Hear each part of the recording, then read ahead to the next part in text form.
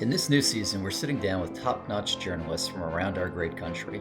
I'm looking forward to conversations about what they're hearing as they explore voter confidence and trust, threats of political violence, staffing of our election administration, and related themes that Keep Our Republic works on each and every week. We're kicking off with a series with Margaret Talev. She's traveled the country with President Trump, with Hillary Clinton, with President Obama, reporting on their campaigns. She served as the White House correspondent for Bloomberg News and McClatchy newspapers. Now, she's the director of the Syracuse University Institute for Democracy, Journalism, and Citizenship. I'm looking forward to learning about her incredible career and the work of her institute. When Ben Franklin was leaving the Constitution Hall, he was asked if the founders had decided to have a republic or an autocracy. And he said, "We have a republic if we can keep it." Margaret Talev, welcome. Thank you so much for the work you've done for so many years. I love reading your byline, and I feel like I'm not worthy, as they say in Wayne's World, to be doing the interviewing of someone who does such great interviewing herself. Thank you, Ari. I really appreciate. Wait, was that Wayne's World or was that? I think so. One? Yeah. Okay. Good. Thank you. It's great to be with you. Thank you for having me. So, in this new season, we're going to be speaking with journalists like yourself, and a free and fair democracy and free and fair elections. It's all about having an independent press, and obviously, the business of news media has changed significantly in recent years, and we see what it means to live in autocracies where you don't have a free and independent press. But tell folks a little about your background and why you decided to pursue a career in journalism, and you've reached such incredible heights, and I think the best is yet to come. I've been interested in journalism since literally as long as I can remember. One of my first childhood crushes was on Walter Cronkite, which is really nerdy, but like for Washington, it's not that nerdy, but it's a true story.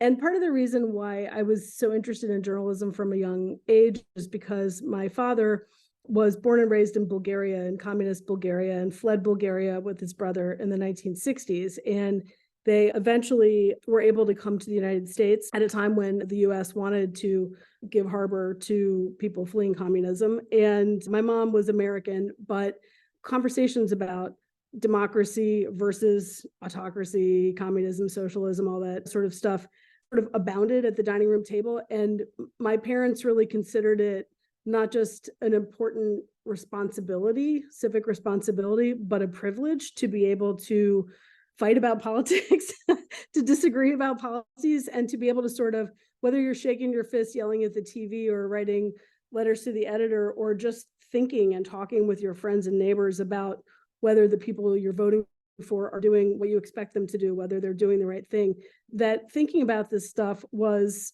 an essential American freedom, a freedom that in other places would get you jailed or imprisoned or beaten or killed, would have the government sent after your assets. And that in America, you had absolute protection from that sort of penalty. And the way that you kept that protection was by voting and by engaging and by insisting on accountability, and that journalism was a vital part of that, because of course that's how most people get information. Most people don't go sending freedom of information requests and standing outside the halls of Congress themselves. They rely on journalists as their representatives of the public to shine sunlight on what's happening inside the halls of government, to hold elected officials accountable, and to help people understand, the world around them. So in my home, it was kind of a patriotic act. I mean, I don't come from a family of police officers or people who've served in active duty. And those are really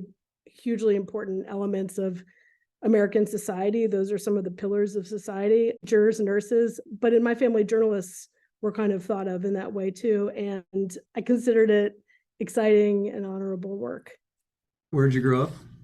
I grew up in the Maryland suburbs. I was born in California, but my parents moved to Washington and then to Maryland when I was very little. And so I kind of grew up in what at the time were sort of the outer suburbs outside the Beltway, and now we're firmly ensconced in the suburbs. And, much like how we've seen Northern Virginia become much more international, that sort of those Maryland suburbs became much more international too. So a lot of my classmates at the time when I was growing up were people whose parents worked for NIH, which was just down the street, or maybe for the IMF or for the World Bank. So There was a huge amount of ethnic and religious as well as racial diversity. And so it was a really neat place to grow up.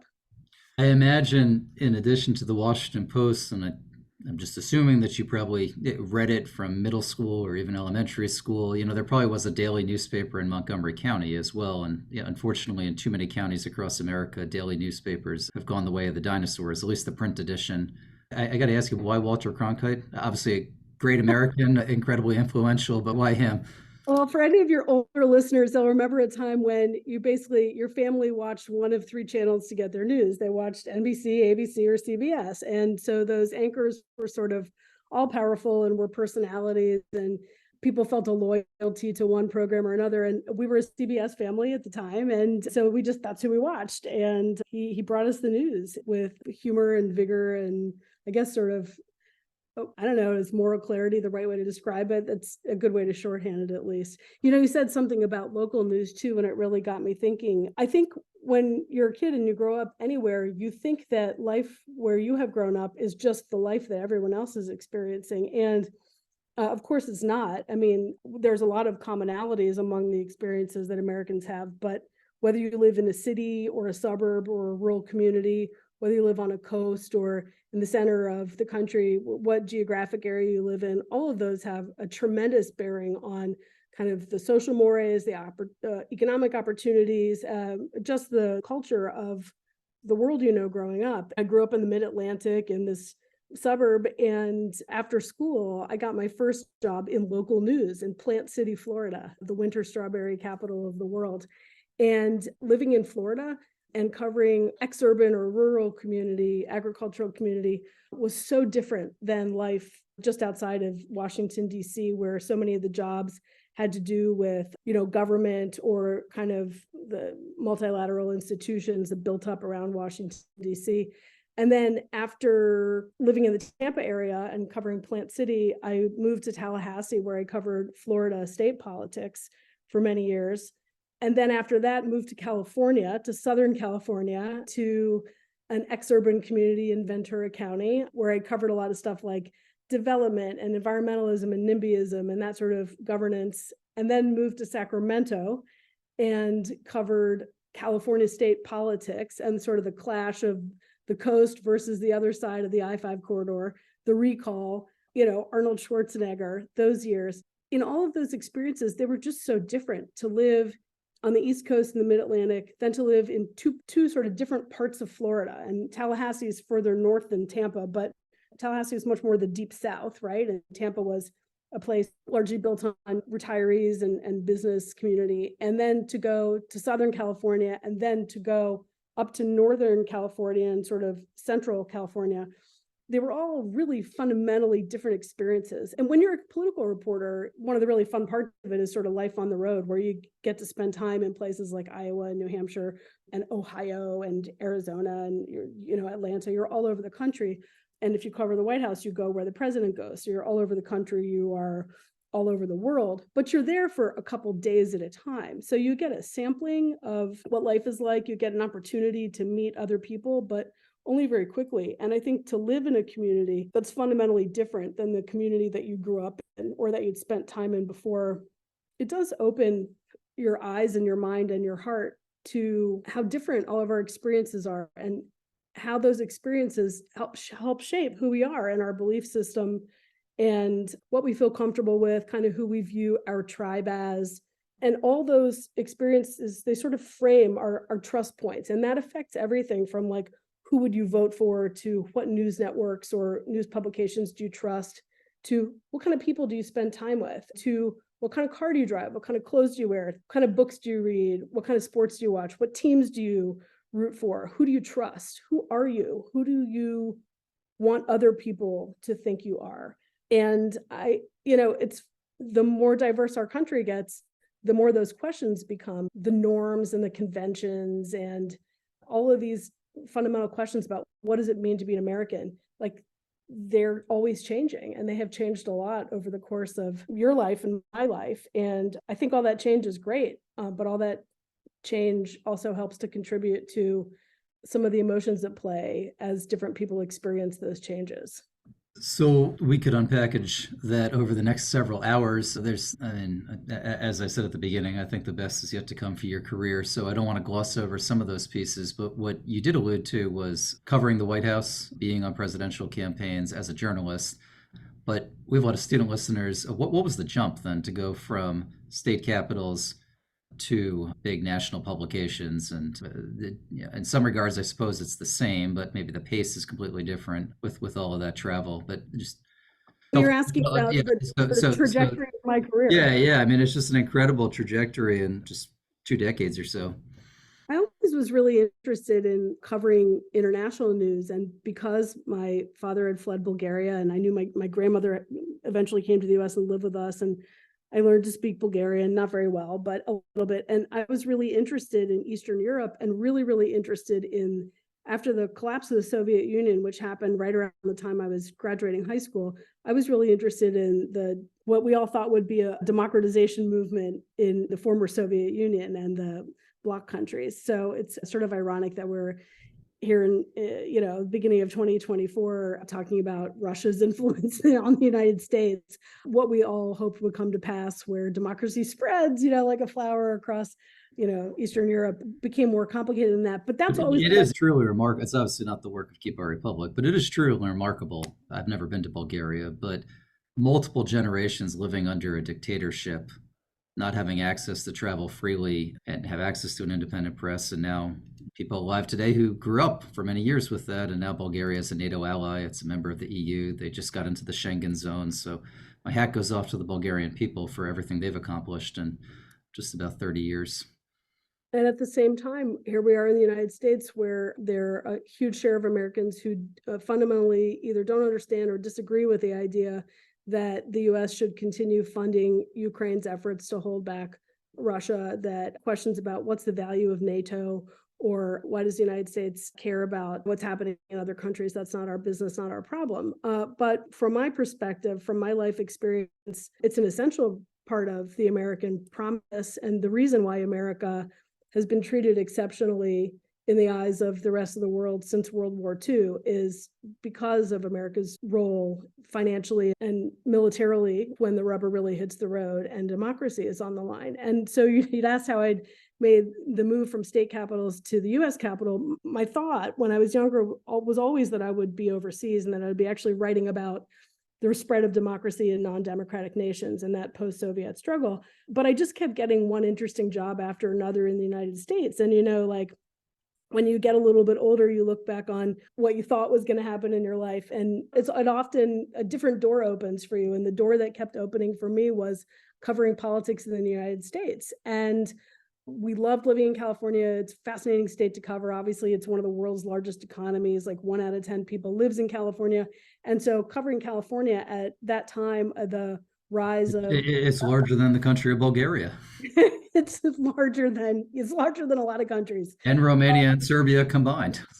But covering California at that time was fascinating. We'd actually planned to stay. And the reason we moved back to Washington was not political. It was completely personal, which was my parents were both still alive at the time. My mom had early onset Alzheimer's. My father did not want to institutionalize her, and he didn't feel that he could take care of her himself anymore, and asked us to move back. And, I think we would have moved back anyway, but it was really hard to say no, considering I covered politics and Washington is the political capital of the United States. So I was working for the Sacramento Bee at the time. It's part of the McClatchy newspaper chain. And McClatchy was led at the time by a guy named Gary Pruitt, whose next move was the Associated Press. He's been a giant in news publishing in my time in the business. And Gary Pruitt and my editors of the Sacramento Bee took really good care of me. They wanted to keep me at the company, and they made a spot for me in Washington to cover politics from Washington for McClatchy newspapers. And I covered Congress for a couple of years. It was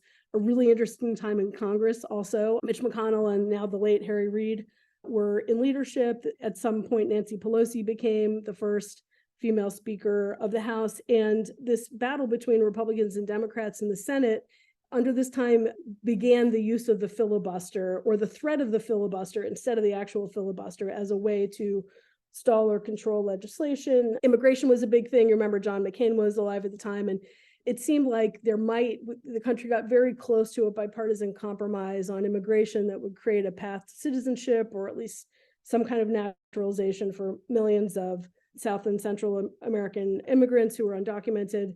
Fast forward, in the middle of all of this, my editor pulled a group of us aside at McClatchy's Washington Bureau and said, well, it's time to start thinking about the 2008 races. Who does everyone want to cover? I'll do the best I can to pair you with the race you're most interested in. And I think I was the youngest reporter on our small team. I wasn't that young. I worked with older people. And I was the only woman on the team. And I said, well, I want to cover Hillary Clinton's campaign. She's probably going to be the Democratic nominee. She might be the president, and think it'd be historic. I'm interested in covering her. And my boss kind of patted me on the head and he said, that's really cute. You'll be covering Barack Obama. So Obama was sort of, how could I argue? He was sort of the junior candidate and I was sort of the junior reporter. But I thought, well, he's interesting. And even if his primary bid ends quickly, it'll be good to know him over time, and it's good to get my feet wet in the presidential race. And of course, he ended up going all the way that following year. That's how I ended up covering the White House, because I got assigned to cover a candidate who ended up surprising everyone and becoming the president. And so my family-driven move and my accidental assignment to a major important historic figure ended up becoming really how I became a national politics reporter. I ended up covering both of Obama's elections, both of Obama's terms in office, Joe Biden as vice president. I covered Clinton's second campaign while covering the White House. I really didn't cover Donald Trump as a candidate. And so I didn't meet Donald Trump face to face until after he had been elected and after I had been covering him for probably about a month. And was on a Air Force One flight with him to, I think, the Orlando area. I remember he was giving a bunch of speeches in airport hangars, and they were kind of like re-election speeches, even though he'd only been in office for a month or something like that. And he'd come to the back of the plane to talk to a group of the reporters who were traveling in the pool that day. And he came in hot. I can't remember what he was talking about. I think it was like a Maggie Haberman story. He was all like jammed up about something. And I said, sir, most of us haven't ever actually met you before, even though we cover you. Could we just take a minute to introduce ourselves? And his demeanor changed immediately. He became the host of the plane, like, welcome to my plane. Thank you for flying with me. Isn't it fabulous? And then he kind of went one by one through the back cabin and either said, oh, I recognize you, or there were a couple of people he'd met, or he'd say, oh, I know your boss, or I know the publication you work for. He started immediately trying to make a personal connection with everyone.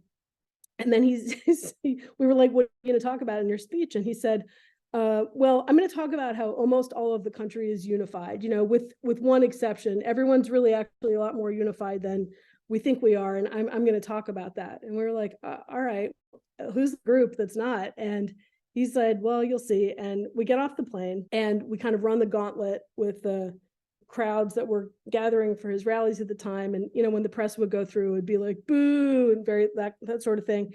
And we get there and we start covering this speech and he's talking about how people are unified. And he says, with one exception, the press. And we realized that we were the people that he was teasing on the back of the plane, that we were the ones who were out of step. And so it just, that moment, it was many years ago now, but I still go back to it because his shtick is such a show. And I think many of the supporters in that airport hangar would have been very surprised to see him glad handing the press corps, only a few minutes before and making personal connections with everyone, being super friendly. But it's part of a show and it's by design. And so it was fairly late in my career to be confronted with, look, it's always true in politics, true for elected officials in both parties. If you don't like the way something's going, blame the press, or if you need a foil, make the press your foil. That's one thing. But trying to weaponize or enemyize the press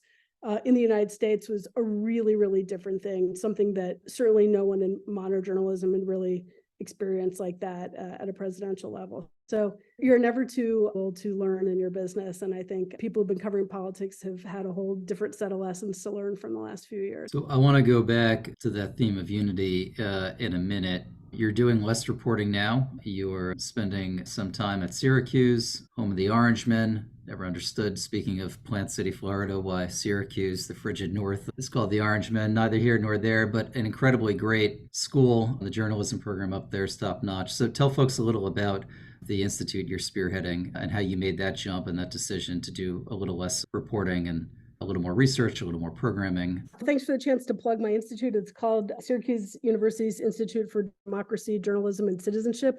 And while Syracuse is a fantastic university up in central New York, the Institute is actually based here in Washington. And so it's been a great fit for me because I can continue to use my work in journalism to help kind of inform the issues that we're tackling and bring some of those networks of people together. Over the course of the past several years, I had been transitioning from reporting to editing and newsroom management, and have been the managing editor at Axios overseeing political coverage. I kind of handed off the reins of that about a year ago because I had this phenomenal opportunity to build a new institute. And so I'm been really privileged to be able to stay on at Axios. As a senior contributor, I oversee our polling and focus group relationships. I do some news analysis, but most of my day-to-day work these days is on building this institute, which is both an academic group with a research arm, a teaching arm, and an events arm, where we'll begin convening a lot more events in 2024 when we have our permanent space. But really, every university is interested in or has some kind of a democracy program these days. Since January 6th, especially, all Americans have come to understand that to protect democracy, to modernize and reform democracy, you actually have to focus on that. What makes our institute different and unique is that it is kind of marrying the study of democracy and how people perceive democracy and how it's working for them with the study of journalism and newsrooms and how people perceive those and how news is working for Americans. These issues are connected. You cannot have a strong democracy without strong independent journalism. And when democracy is weakened or autocracy is threatened or on the rise, it weakens protections for journalists and imperils journalism and ends up weakening journalism. So both of these things, the strength of each rises on the strength of the other, and the problems are interconnected as well. And so when there are crises in media, there tend to be crises in democracy and vice versa.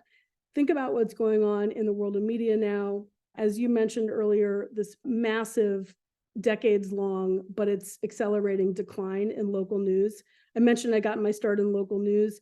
The Tampa Tribune, the first news organization that I worked for in Florida full-time out of college, is no more. It does not exist anymore, much less the Plant City Bureau of the Tampa Tribune. Then after that, I had been at the Los Angeles Times, but I'd been up in Ventura County. Ventura County used to have its own edition. That ceased to exist many years ago. The LA Times has been massively tested and has declined since those years that I was there. And that's just the tip of the iceberg. Northwestern and University of North Carolina are among the schools that have done a ton of research on local news deserts. This is something that we watch at Syracuse as well. And you can map the decline. You can literally go online and pinpoint where you live in the country and point it on a map and draw a circle around it and see how the instance of local news outlets and opportunities in your area exist now versus 5 or 10 or 20 years ago. And they are declining every day. That weakens democracy. It also weakens the bench for journalism, because once upon a time you would get your start learning how to cover news in your own community or on a smaller scale in a community outside of Washington. And you would take those sensibilities about how communities actually live and work and what people outside of national and state capitals actually care about. And you would bring that empathy and that context to your job. And that's not a viable path for most journalists anymore. If you cover politics, you start covering politics. If you cover tech, you start covering tech. But the human piece of this, and there's often a disconnect. When you read a lot of stories, people will tell you, well, I don't care about the debt ceiling. Why should I care about that? Well, we have to understand why that affects people and how people are perceiving the news that they're getting. So we know from research that in communities when local news declines, those communities become more polarized. That's one of the areas that my institute studies. Our research director, Joanna Dunaway, and our senior researcher, Josh Starr, are political scientists who are experts in polarization and the connection between news and polarization, and especially the connection between local news and polarization. So what our institute is trying to do is educate students about these issues, educate the public about these issues, educate policymakers about these issues, and also listen to all of these groups. So it's not just our role to be telling other people what to think, but to be talking to various parts of America, be they students, be they the public, about what they care about what we're missing. Our whole goal is basically to strengthen American civic life, to strengthen media literacy and civic engagement, people's understanding of how the news works and how to get good information to inform good political decision making, starting with voting. Well, we shouldn't forget that the first word of our nation is United States of America. And I think most folks would say we're not feeling so united, as you hinted. It just seems incredibly tribal, incredibly partisan. And it pains me to say this as a patriotic American, but I feel like the year ahead is going to probably deepen these rifts and these chasms. So you've been super generous with your time. We ask folks, the theme of the show, the name of the show is an old line attributed to Ben Franklin, Republic if we can keep it. So, I mean, how do we keep it? Okay, we've identified that there are news deserts in so much of this country, that people are self-selecting where they get their news from, if they choose to get their news in more than 30 seconds on their phones. So, I mean, what, if any, antidotes is your team at the university finding? Or perhaps you're pessimistic and you say there's no going back to having county level reporting and good investigative, keeping courthouses and county government clean, et cetera. There are a lot of reasons for pessimism, but that seems like a pretty futile way to operate. So I choose to lean into the reasons for optimism. That's good, because it's the start of the year and we shouldn't be all, even though it's cold and gray outside. So right, give us till March before we turn all dark and stormy. there we go. No, I mean, look, of course, I think there are some positive things going on at sort of at the journalism level worth watching. And one is this massive press forward movement, this investment by journalistic and philanthropic groups in rebuilding local news sustainably. That's really, really important. And if you want to find out about where that's happening in your community, anyone can just literally Google press forward and journalism, and you can get more information about where that's happening, where you live.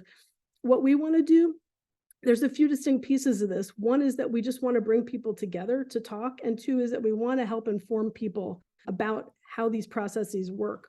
What is the role of government? What is the role of news? How are they intertwined?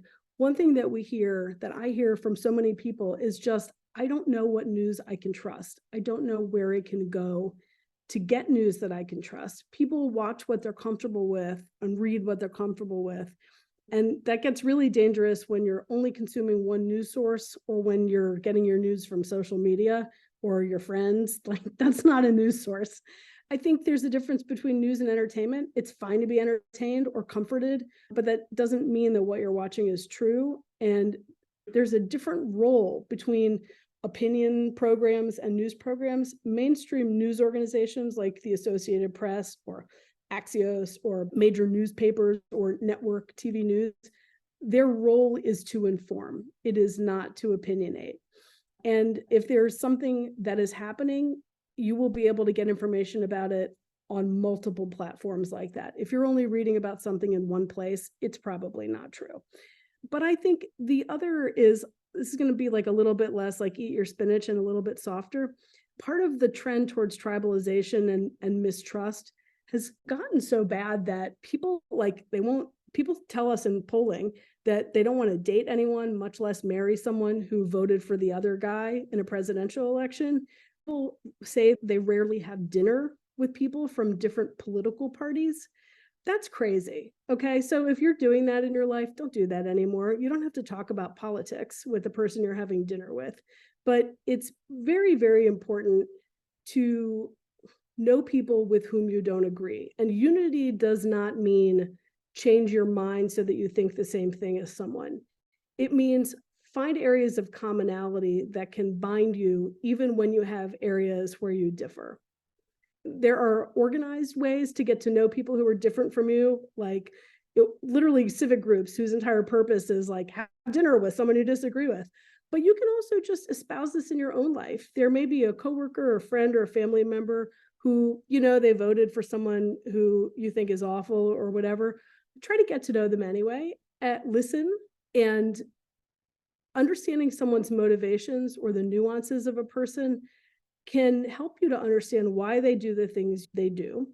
If your goal is that you want to move someone else's opinion, the best way to do that is to be empathetic and to actually care about them, and to find areas in which you can trust them, and for you to find areas in which they can trust you. Two people who don't trust each other, have canceled each other, and don't like each other, no one is going to convince anyone of anything. And politics is important, but so is coexistence, peaceful coexistence.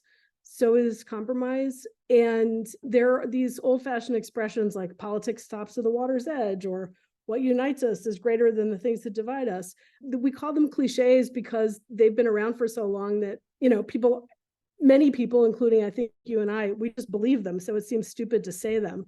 There are massive swaths of society that don't believe these things anymore. Well, and that's important. I would hope all listeners can agree that united we stand, divided we fall, and we're fast approaching our nation's 250th birthday, and it's incredible what our country has accomplished, but it's also incredibly clear just how tumultuous our globe is and how fragile this democratic republic is. I was certainly informed, to use your verb. I think listeners have been as well. So thank you so much for your time. And I would make a plug to eat your spinach. There's nothing wrong as we start the new year with eating more leafy green vegetables. So thank you again. Spinach is good, and I would love to continue the conversation. I definitely encourage all of your listeners to check us out, the Institute for Democracy, Journalism, and Citizenship at Syracuse University. We will profile into the show notes page. Don't you worry. So, would love to stay in touch. Happy New Year.